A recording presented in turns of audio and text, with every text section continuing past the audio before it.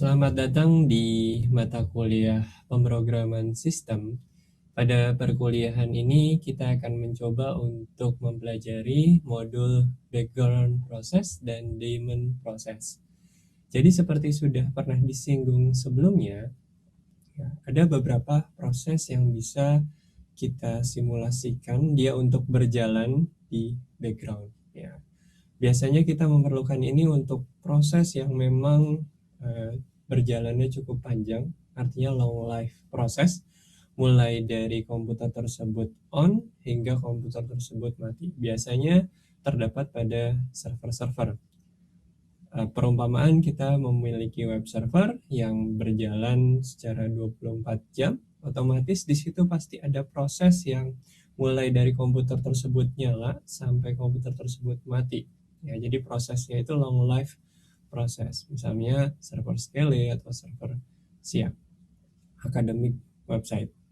Oke, sekarang mungkin kita mulai pembahasan teori terlebih dahulu, secara bagaimana cara kerja dari background proses atau daemon proses.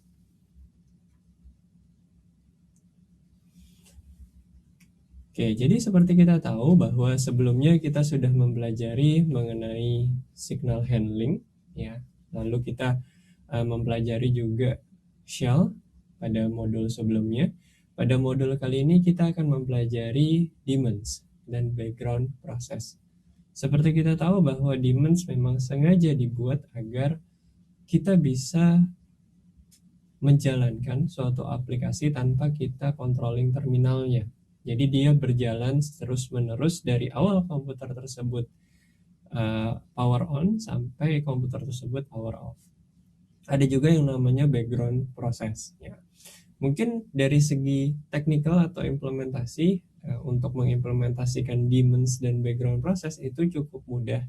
Namun di modul ini kita akan membahas bukan hanya dari sisi teknikalnya, tapi bagaimana cara kerja dari daemons ataupun background process. Oke, kalau kita lihat dari kata-katanya, berasal dari kata daemon. Kalian bisa lihat lebih dalam lagi apa itu daemon proses. Daemon proses itu seperti long life proses yang mulai dari sistem itu start, atau sistem itu berjalan sampai sistem itu mati. Dan dia berjalan di dalam background tanpa controlling terminal di sana. Biasanya memang ada di dalam server. Beberapa contoh daemon proses di sini ada cron job, ada SSHD, ada HTTPD, ada init dan host APD. Seperti kita tahu, setiap kali kita melakukan SSH pasti harus ada proses yang melakukan listening terhadap suatu port. Jadi ketika kita mengakses suatu komputer menggunakan SSH atau menggunakan beberapa program lainnya, pasti harus ada daemon atau harus ada long life process di dalam komputer tersebut untuk menunggu kita atau listening di dalam port kita. Jadi salah satunya adalah ada HTTPD, ada initd, ada SSHD. Ada juga host APD di sini. Jadi mungkin kalian bisa coba explore lagi mengenai masing-masing contoh daemon proses ini. Ada cron job di sini. Nah, di sini tipe kali biasanya ketika suatu proses itu akan mencoba untuk menjadi daemon, yang dilakukan adalah melakukan fork pertama, parentnya exit terlebih dahulu. Tapi di sini childnya tetap hidup, biasanya diadopsi oleh init proses. Lalu child terus menjalankan prosesnya di dalam background, walaupun child di sini bukan proses group leader. Start new session di sana, dia bebas dari terminalnya, artinya dia tidak memiliki controlling terminal. Jadi biasanya daemon itu ciri-cirinya dia tidak memiliki controlling terminal. Bukan berarti tidak bisa dikontrol, tapi kita biasanya kalau kita jalanin program tersebut akan muncul di interface dari terminal kita. Baik itu misalnya ada GUI-nya atau tidak ada GUI-nya. Yang penting terminal itu bisa jadi controlling kita terhadap program. Tapi di sini daemon tidak bisa tidak memiliki controlling terminal. Tapi tetap bisa dikontrol. Nanti harus ada mekanisme tersendiri agar kita bisa mengontrol daemon proses. Nah, di sini clear process UMass, terus current working directory-nya biasanya di change ke root, ya karena sudah menjadi proses dari si sistem itu sendiri. Terus close all open file descriptor, biasanya dia akan mengopen dev null. Ya, biasanya dia punya beberapa output ya yang mungkin bisa kita save ke dalam dump file output dari program tersebut, atau misalnya bisa kita buang ke dev null. Nah, ini ada beberapa contoh program di dalam TLPI disk ya. Kalian bisa coba ke VirtualBox kalian dan kita sama-sama mencoba TLPI disk ini.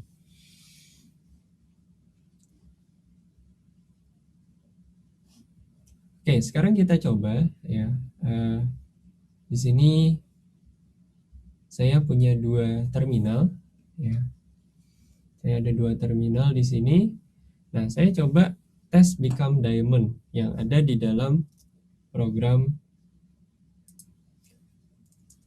TLPI disk ya. Tes become diamond. Nah, di sini kita mau lihat apakah daemon ini ya, ini adalah program yang dari source buku ya. minef grep tes become daemon. Di sini kita lihat programnya tetap berjalan ya, tapi berjalannya di background dia. Ya. Dia berjalan di background dengan PID 3.996.157 dengan parent PID-nya adalah 1, yaitu init ya. Jadi di sini bisa terlihat bahwa ketika kita mengeksekusi suatu daemon proses tersebut akan menginherit ke init ya. Kenapa ke init? Karena init merupakan inisialisasi proses pertama kali suatu sistem berjalan ya, dan dia sudah menjadi sebuah proses dari sistem yang akan long life proses. Kita tinggalkan, kita close, dia tetap bisa berjalan.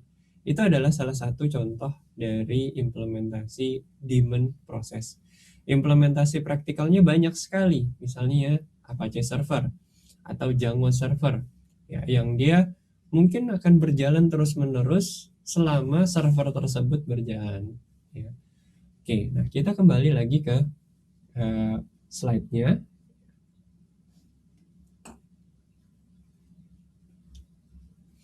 Nah, kalau kita lihat di sini ya, hasil dari program run daemon-nya bisa kita lihat bahwa dia mengimplementasi atau punya parent PID 1 yang merupakan init proses. Nah, jadi biasanya ketika kita membuat satu aplikasi yang berjalan di belakang atau daemon proses, di sini dia akan terminate pada saat sistem tersebut mati biasanya. Coba kita bayangkan bahwa suatu web server pasti akan mengeksekusi misalnya Apache Server ketika dia nyala, karena dia harus melayani sebagai web server. DB server dia harus mengeksekusi MySQL engine-nya. Ya. Jadi MySQL engine-nya di sini bisa kita kategorikan sebagai daemon proses, long life proses. Nah, proses tersebut tidak ada controlling terminal yang bisa kita kendalikan secara direct. Biasanya dia memiliki konfigurasi, dia memiliki misalnya service Apache 2 start atau service Apache 2 restart atau stop. Jadi controlling terminal kita tidak penuh dengan program tersebut, tapi program tersebut bisa kita kendalikan dengan beberapa command. Ya, artinya ketika kita menuliskan program daemon, kita harus bisa mengendalikan program tersebut dengan komen-komen konfigurasi yang kita inginkan. Ya, misalnya stop, restart, atau start. Ya, jadi kemungkinan memory leaks di sini ada, ya, karena kan dia long life proses. Ya, jadi kebanyakan dari daemon juga memastikan hanya satu service yang jalan ya, pada satu waktu. Nah, di sini juga implement signal hub handler ya, karena kita butuh daemon ini untuk mati juga ketika misalnya kita untuk mereload configuration ya. Mereload configuration misalnya kalian punya suatu bisnis dan bisnis itu ada di dalam web server. Web server ini nggak boleh mati sama sekali. apa yang dilakukan, tapi kalian perlu mereload configuration Apache servernya. Yang kalian lakukan adalah mereload configuration Apache server tersebut, melakukan restart reload configuration.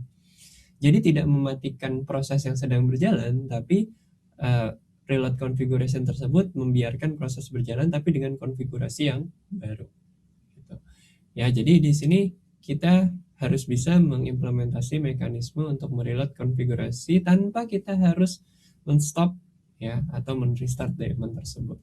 Ya, karena konsekuensinya kalau di stop atau di restart, service dari web server tersebut otomatis akan mati. Ya. Oke, ini ada beberapa perbedaan umum yang bisa kita temukan antara daemon dan background proses. Ya, kalau kita lihat controlling terminal dari daemon itu tidak ada, ya. Yang tadi saya bilang, kita harus bisa mengimplementasi konfigurasi, reload configuration, kita harus bisa implementasi stopnya gimana, startnya gimana, background proses kita punya kekuasaan untuk controlling terminalnya. Parent proses daemon itu init, biasanya background proses parent prosesnya adalah shell kita sendiri. Daemon di sini untuk run the whole system lifetime, sedangkan background proses itu tidak. Ya. Pada saat dieksekusi, biasanya daemon itu dimasukkan ke dalam sistem D atau boot script. Ya. Kalau background proses biasanya dieksekusi oleh shell. Ya, karena kita tahu bahwa daemon proses itu berjalan sejak awal komputer tersebut on sampai komputer tersebut mati. Ini ada beberapa referensi yang bisa kalian lihat mengenai background proses. Nah, kita coba di sini ada beberapa praktikal yang akan kita coba ya. Komen di dalam background. Biasanya kita pakai tanda yang namanya tanda ampersand di sini. Jadi komennya any comment di depan, ya, komennya apa saja. Bisa pokoknya beberapa proses-proses yang kalian membutuhkan proses tersebut untuk berjalan di background.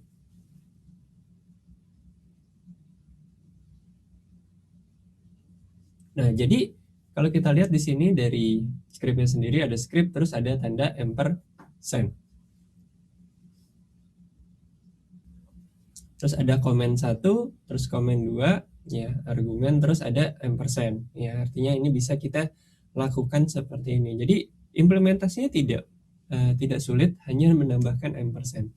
Tapi yang perlu kita tahu filosofisnya adalah kita menggunakan ampersand, dia diimplementasi di sini. Parent prosesnya, kalau background proses itu adalah shell kita sendiri, sedangkan daemon di sini adalah init. Ya, ini yang cukup filosofis dan cukup penting yang kita harus understand atau mengerti. Ya. Oke, sekarang kita coba praktekkan. Ya, kita mencoba untuk meng-create ya loop 1 SH dan loop 2 SH. Jadi silahkan kalian coba implementasi code ini. Jadi kita punya untuk mensimulasikan apa namanya? Kalau kita bilang itu sebagai looping forever, ya. Jadi ada program loop pertama yang looping forever dan program loop yang kedua yang looping forever juga. Sebenarnya ini hanya simulasi saja. Kita bisa menggunakan komen-komen lain, misalnya kalian mencari suatu file di dalam harddisk kalian itu kan lama tuh. Nah, kalian bisa jadikan itu sebagai background proses juga. Ya, tinggal kalian rubah komennya saja. Di sini saya ingin mengsimulasikan dengan looping forever.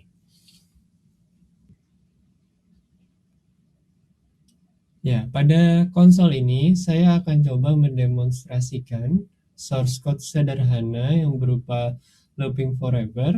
Ya, kita bisa jalankan di sini. Saya sudah mempersiapkan loop 1.sh ya. Dia melakukan printing terhadap program loop 1 ya. Lalu ada loop 2.sh yang di sini dia mencoba untuk melakukan printing program loop 2. Ya, jadi kalian bisa coba untuk program apa saja yang memungkinkan, misalnya kalian ingin dia berjalan di background atau perjalanannya cukup lama program tersebut, kalian bisa lakukan menjadikan itu sebagai background proses. Ya, jadi kalau kita di sini kita coba untuk jalankan loop one.sh, loop one.sh sebagai background process.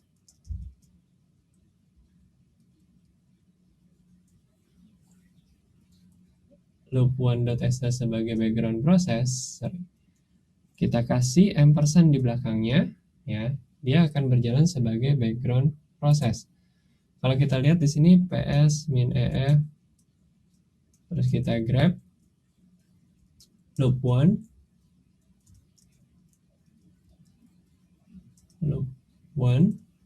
nanti dia akan mengeluarkan sebagai bin bash, ya. Di sini loop one.sh dan programnya sedang berjalan. Dan sebagai background process, terminalnya itu bisa kita interrupt di sini, ya. Terminalnya masih bisa kita kendalikan, ya. Ya, berbeda halnya kalau ini adalah program yang kita jalankan tanpa menggunakan ampersand di belakang atau tidak sebagai background process, ya. Jadi di sini saya masih bisa mengeksekut ls. Saya bisa menjalankan program lainnya. Misalnya saya menjalankan di sini loop2.sh. Ya. Oke, jadi ada dua program loop sekarang yang jalan. Kalau kita lihat di prosesnya, ya, ada dua program loop yang jalan, yaitu loop one.sh dan loop 2.sh. Dua-duanya berjalan di background, ya. Sorry, untuk yang loop 2.sh di sini kalau kita lihat, ya, di sini loop 2.sh tidak berjalan di background. Bagaimana? Karena saya mengeksekusinya tidak menggunakan ampersand. Nah, sekarang saya coba menggunakan ampersand di belakangnya. Loop one.sh saya pakai ampersand di belakangnya, ya. Oke, supaya jelas saya coba clear dulu, ya. Saya coba clear loop 2.sh, kita kasih ampersand di belakangnya. Oke, nah, sekarang saya memiliki dua program background di background. Nah, bagaimana saya memanage dua program background ini? Yang saya lakukan adalah dengan cara menggunakan yang namanya jobs min l, ya, untuk mengetahui apa saja yang berada di belakang atau di background proses saya yang saya lakukan dengan ampersand, ya. Dan di sini saya masih bisa melakukan apa saja di konsol saya, walaupun program tersebut behaviornya melakukan echo setiap 5 detik. Ya, memang mungkin agak terganggu, tapi di sini konsol saya tetap masih bisa saya jalankan, ya, atau saya masih bisa melakukan pekerjaan lainnya. Ya, berbeda halnya jika saya coba menjalankan tanpa menggunakan background proses, ya. Saya tidak bisa melakukan apa-apa terhadap konsol saya. Nah, bagaimana cara mengatur background proses yang ada di belakang? Saya bisa melakukan dengan jobs min l. Di sini ada jobs ID-nya yaitu 1, ya, dan 2 karena ada dua program. Nah, saya bisa membuat yang tadinya program ini berjalan di background, saya rubah menjadi foreground atau di terminal lagi, ya. Caranya adalah fg, terus fg artinya foreground, ya, fg terus jobs ID-nya misalnya 2, ya. Lalu di sini konsolnya itu sudah dikuasai oleh program kedua karena saya mengangkat dia dari background proses jadi foreground proses. Saya tidak bisa melakukan apa-apa di konsol saya sekarang, ya, karena sudah dikuasai oleh program yang kedua. Saya mau suspend program kedua, yaitu dengan cara memberikan sinyal di sini si stop, yaitu dengan kontrol Z, ya. Oke, sekarang yang jalan hanya program loop 1. Bukan berarti bahwa program yang kedua itu kill atau tidak bisa berjalan lagi. Program yang kedua tetap dipertahankan PID-nya di dalam memori, ya, tapi dia suspend di sini statusnya. Kalau kita lihat di sini, loop kedua di sini masih ada, ya, dengan PID 189 dan parent PID 184.850. Jadi bisa kita simpulkan bahwa di sini program tersebut belum berhenti, ya, atau belum di kill atau belum di remove dari proses yang ada di sistem saya, ya. Jadi program tersebut masih ada, saya bisa ketikkan jobs min L, ya, hanya dia stop saja atau suspend, jadi bukan berarti dia terkill, ya. Nah, saya juga mau coba matikan yang pertama, ya. Saya bisa lakukan dengan FG1. Saya up dulu, ya. Lalu saya suspend dengan mengetikkan atau memberikan sinyal stop, yaitu Ctrl Z. Oke, kalau kita lihat di sini jobs min L tidak ada program yang berjalan lagi, ya. Berjalan dalam artian dia suspend. Suspend. Jadi dia masih ada di dalam sistem saya, tapi dia suspend. Kalau kita lihat dia masih ada tuh PID-nya. Ya, 187, 189 di sini loop one, dan saya masih bisa menjalankan dia lagi, ya. Jadi saya masih bisa menjalankan dia kembali. Misalnya saya jalankan FG1. Ya. Oke, sekarang saya sudah menjalankan program loop saya lagi, ya. Artinya bukan program baru ya, tapi dia udah tadi suspend, atau bisa kita bilang di pause sebentar, terus kita bisa jalankan lagi. Oke. Sekarang saya coba Ctrl Z lagi, saya coba jalankan yang kedua, atau kalau mau jalanin di background BG1. Untuk jalanin di background, kalau tadi jalankan di foreground. Saya mau jalanin yang kedua juga. Ya, jalankan kembali BG2.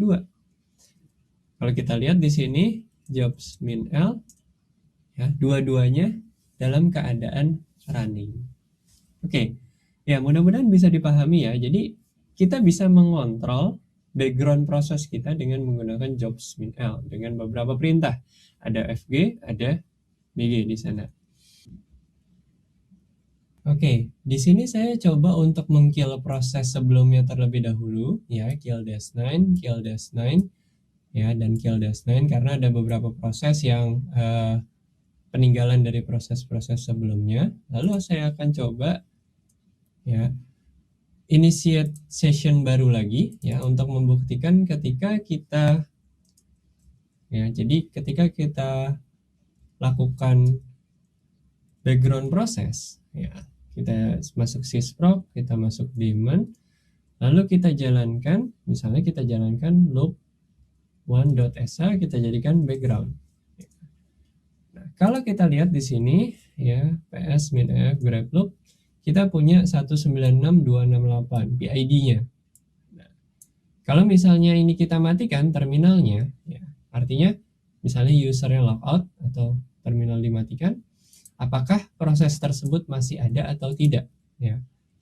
Kalau kita lihat di sini, ya, proses tersebut sudah tidak ada, ya, seperti penjelasan sebelumnya, karena saya meng-close konsol, dan konsol itu bisa dibilang SSHD saya, dan SSHD merupakan parent dari proses loop one tadi, ya. Otomatis parentnya saya kill atau saya close, otomatis program tersebut sudah tidak ada. Ya, itulah yang menjadi dasar, ya, bagaimana suatu background proses bekerja. Di sini kalau kita kembali ke slide, kita bisa lihat bahwa pada bagian ini, ya, background proses itu parentnya adalah our shell. Kalau shellnya saya close, otomatis proses di bawahnya akan close juga, ya. Jadi itu penjelasan mengenai background proses untuk menjelaskan ini bagian penjelasan parent prosesnya. Namun halnya berbeda jika kita berinteraksi dengan daemon, ya. Ketika kita berinteraksi dengan daemon, otomatis ketika kita menjalankan program daemon, ketika kita close, dia akan diinherit oleh si init, ya. Itu perbedaannya. Oke, kalau kita lihat di sini dari loop one tadi sudah tidak ada, ya. Jadi sudah tidak prosesnya sudah tidak ada di sistem saya karena saya melakukan closing terhadap sessionnya. Oke, saya buka lagi, ya. Sekarang saya coba untuk mendemokan, ya. Kita beranjak ke daemon proses, ya. Kalau kita lihat di sini Ya, untuk melakukan kill, kalian bisa melakukan dengan tadi ya, kill -9 untuk melakukan kill. Karena ketika jadi background proses kita harus dengan eksplisit, entah itu pakai -15, terminate atau kill. Ya, sinyalnya harus benar-benar eksplisit. Oke, sekarang kalau kita coba di sini ada sebuah cara, ya ada beberapa cara sih. Jadi ada menggunakan nohub, ada menggunakan tmux, ada menggunakan screen. Ya ada beberapa cara agar kita bisa melakukan background proses tapi dia beroperasi layaknya daemon, ya. Yaitu dengan menggunakan yang namanya nohub. Ya, kita bisa lihat main nohub. Artinya dia kita menjalankan suatu program yang imun terhadap hangup.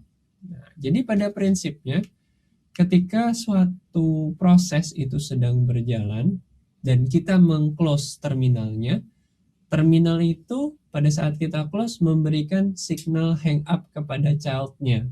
Otomatis child kita juga mati. Gitu. Nah, ketika kita menggunakan nohub, ya, dia imun terhadap hang up tersebut. Ya, jadi di sini dibilang nohub akan melindungi child proses dari mendapatkan signal hub dari parent. Ya. Jadi dia imun terhadap signal hub dari parent, lalu dia akan menginherit atau diadopsi oleh init. Ya, jadi prinsip kerjanya seperti itu. Ya. Mengenai teknisnya sangat mudah ya, karena hanya menambahkan komen nohub di bagian depan. Secara default nanti dia akan memberikan output berupa nohub.out. Nohub.out inilah yang nanti akan menjadi output dari program kalian, ya. Dan kalau kita coba lihat, kita coba contohkan di sini, ya, kita coba jalankan ya dengan menggunakan nohub, ya.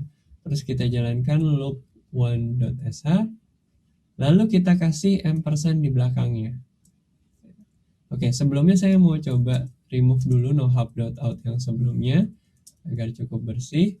Di sini kita jalankan nohub, ya, terus jalankan programnya loop one.sh, terus kasih ampersand di belakangnya. Jadikan dia sebagai background proses. Jadi background proses yang imun terhadap hangup. Kalau kita hanya menggunakan ini saja, ya, otomatis dia hanya menjadi background proses. Ketika kita close terminalnya, dia tetap mengikuti signal hub. Tapi kalau kita tambah no hub di sini, maka dia imun terhadap hang up.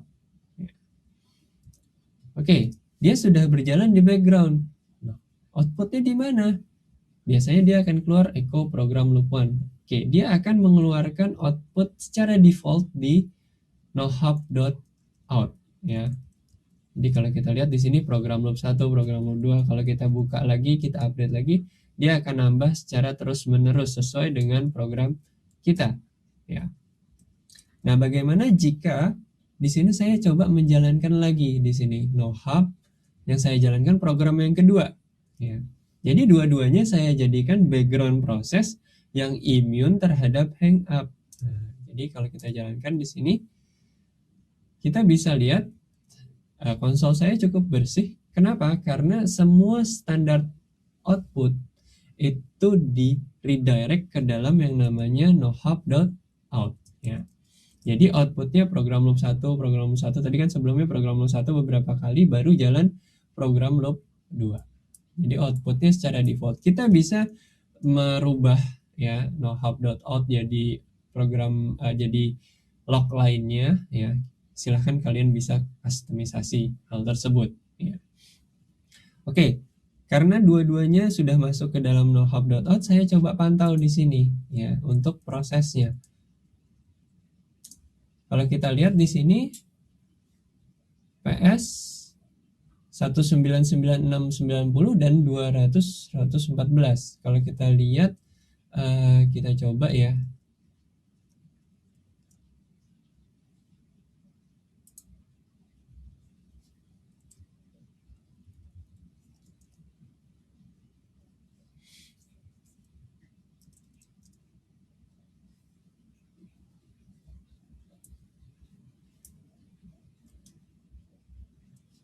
Kita coba supaya lebih tergambar.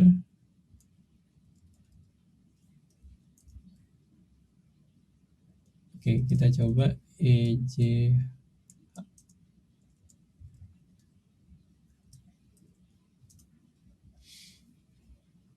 Oke, kita lihat yang ada ininya ya, apa namanya? Nginx. Nah, di sini kalau kita lihat loop 1.sh dan loop 2.sh ya. Kalau kita lihat dia memiliki parent ID, di sini ada si bash ya. Ada bash, terus ada script, ada bash, ada SSHD di sini. Nah, SSHD itu sebenarnya saya SSH ke komputer tersebut ya. Jadi di sini tingkatannya mulai dari parent yang atas sampai parent yang bawah. Oke, kalau kita lihat coba tadi ya di bagian ini ya. Loop 1.sh ada loop 2.sh.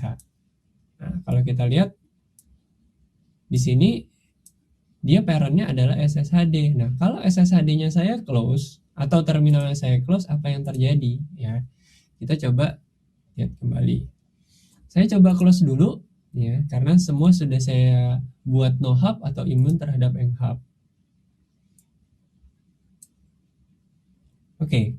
Sekarang sudah saya close, saya coba clear lagi. Saya coba lihat di sini. Saya punya loop 1.sh, ya ada loop 2.sh juga di sini. Cuman kalau mau lebih jelasnya kita ps-ef grep loop 1. Nah, di sini kita punya ya, dia di-inherit oleh PID ya, di sini di-inherit oleh PID 1 ya, atau di-inherit sebagai init. Nah, inilah yang membedakan antara tadi background proses yang sebenarnya dia parentnya adalah SSHD, lalu SSHD-nya di kill, otomatis dia juga akan dikirimkan sinyal hang up. Nah, berbeda kalau kita pakai tadi ada no hang up di depannya, membuat suatu proses imun terhadap hang up.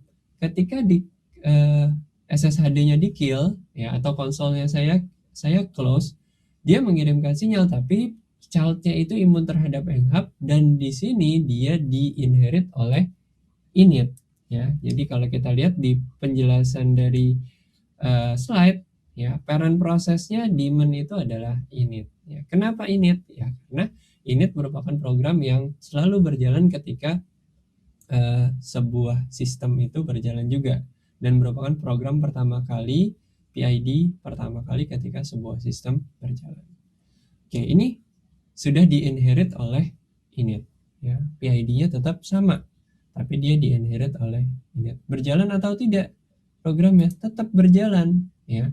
Kalau kita lihat, dia akan selalu ngeprint terus-menerus ya. Kalau kita masuk di sini clear, terus kita masuk di sini sysproc daemon ya. Kita lihat no hub ya, dia akan ngeprint terus-menerus di no hub.out. Nah, sekarang kita coba bersih-bersih ya. Kita coba kill dulu. Ya, di sini kita coba kill saja misalnya ya. Kill saja. Kira-kira dia bisa terkill atau tidak. Kita coba ya. Oke, dia terkill. Terus di sini kita coba untuk mengkill 200. Oke, kita coba periksa lagi. Oke, dua-duanya sudah bersih. Kalau yang bawah ini ya ini saya konsol saya untuk grab loop. Oke, itu salah satu yang bisa menggambarkan perbedaan antara background proses dan daemon proses. Ya, controlling terminal juga tadi kita sudah bahas. Ya. Kalau daemon ya kita tidak bisa mengontrol terminalnya. Sedangkan background proses ya kita bisa mengontrol terminalnya. Kayak biasanya juga daemon diawali pada saat boot script. Background proses biasanya di dalam shell-nya. Oke, nah sekarang ada beberapa hal yang bisa kita lakukan ya, selain menggunakan no hub ya, ada juga namanya disown di sini ya. Oke, di sini ada contoh berikutnya yaitu mengenai no hub example ya. Ini ada contoh lain menggunakan NoHub. Artinya aplikatifnya tidak hanya untuk forever loop, tapi kalian ingin suatu proses yang berjalan secara lama atau terus menerus tanpa hang up, ya, atau ketika konsol kalian keluar, kalian bisa tetap menjalankan proses tersebut. Jadi banyak implementasinya di sini.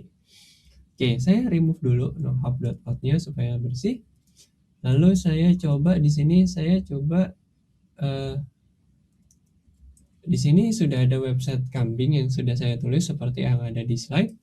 Ya, jadi saya bisa buat nohub, ya, widget, atau saya mau download ISO dari website kambing di sini. Min-i kambing.txt. Saya kasih ampersand di belakangnya. Jadi di sini adalah kita mengeksekusi program widget, ya, immune terhadap Hangout sebagai background proses. Ya. Oke, kita coba, ya. Kita pantaunya bisa lewat di nohub.out-nya. Di sini kalau kita lihat, ini adalah output ketika kita sedang mendownload. Oke, sudah berapa sih kita mendownload? Gitu. Dia akan berjalan terus-menerus angkanya. Atau mau coba langsung ke yang bawah. Oke, sudah 48 megaan yang di-download. Sekarang saya coba clear dulu. Nah, kita coba pantau di sini. PDF widget. Nah, grab. Oke, dia sedang berjalan. Kalau konsolnya saya close di sini, oke, otomatis dia masih tetap, ya, berjalan di sana dengan PID-nya 1. Ya, jadi mudah-mudahan bisa dimengerti ya. Dari sisi implementatif atau praktikalnya sangat mudah, tapi yang perlu kalian pahami tadi, dia bisa berjalan itu karena apa? Karena dia di-inherit oleh init. Kalau dia tidak di-inherit oleh init, ya, dia mengikuti hang up, otomatis dia tidak bisa berjalan. Oke, sekarang kita bersihkan lagi, ya. Tadi ps-f skill 205106. Oke, sekarang kita coba masuk untuk bersihkan nohub-nya. Proc daemon, ya, rm nohub. Nah, selain kita menggunakan nohub, ya, ada beberapa opsi bagaimana kita bisa memperlakukan background proses hampir mirip menjadi daemon proses. Ya, salah satunya ada menggunakan disown, ya, disown. Ada juga bagaimana kita menggunakan tmux, ya, tmux. Ada juga yang menggunakan screen. Ya, beberapa perangkat-perangkat toolkit bisa kita gunakan sebagai tool agar program kita bisa berjalan secara terus-menerus. Oke, di sini saya mau coba untuk buat suatu background proses, ya. Jadi saya mau coba buat suatu background proses, ya, loop one.sh, ya, saya jadikan background di sini. Lalu saya buat dia jobs min l. Saya mau lihat, oh, dia jalan di running. Saya mau disown, ya. Oke, kita coba disown,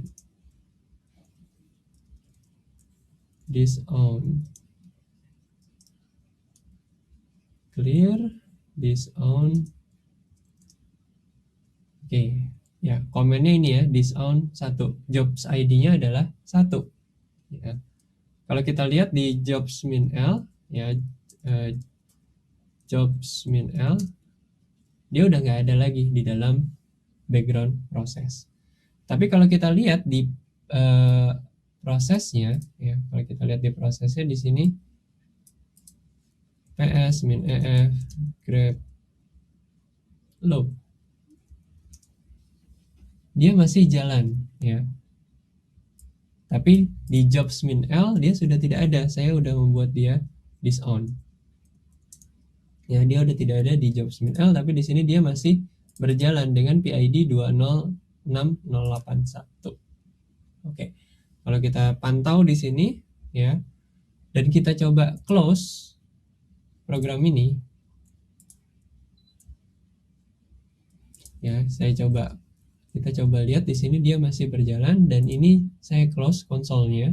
Ya kan dia lagi jalan sebagai background nih. Saya nggak pakai no hub, hanya menggunakan di sini hanya menggunakan this on saja. Ya. Sekarang saya coba jalankan, atau saya coba matikan. Ya. Konsol saya di sini, kira-kira di sini masih bisa berjalan atau tidak. Oke, sekarang dia masih bisa berjalan dengan PID-nya atau parent PID-nya dengan 1. Ya, sebelumnya parent PID-nya adalah 206.801. Karena konsolnya saya close, otomatis dia di-inherit oleh 1. Jadi ada beberapa cara yang bisa digunakan agar suatu proses dapat berjalan secara terus-menerus, ya. Dan dia pada prinsipnya teknikalnya sangat mudah, ya. Ada beberapa teknik-teknik, ada menggunakan no hub, ada menggunakan tmux, ada menggunakan disown, ada juga yang menggunakan screen, ya. Tapi yang perlu dan penting kalian pahami bahwa dia bisa berjalan itu karena diinherit oleh init, ya.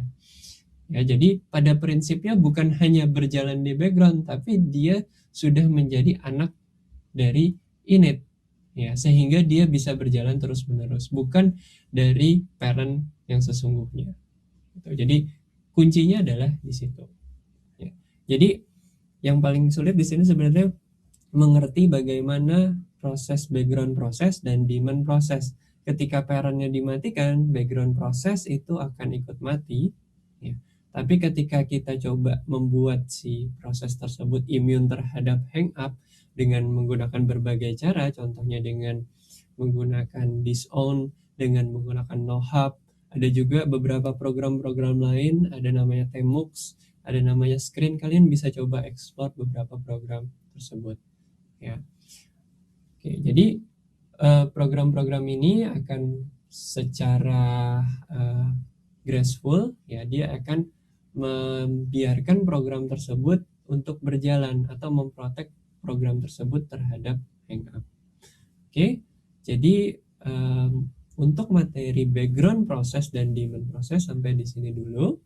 Ya, mudah-mudahan kalian bisa memiliki pemahaman untuk membedakan secara filosofis dan secara praktikal bagaimana membedakan antara daemon proses dan background proses. Oke, jadi mungkin goal dari modul ini adalah kalian bisa membedakan antara apa itu background proses, apa itu daemon proses, dan kapan kalian bisa memakai daemon proses atau background proses. Terutama daemon proses bisa kalian pakai pada beberapa program yang long life proses dari sejak awal komputer tersebut hidup sampai komputer tersebut mati. Oke, sekian dulu pembahasan pada modul ini. Terima kasih atas perhatiannya. Semoga bermanfaat.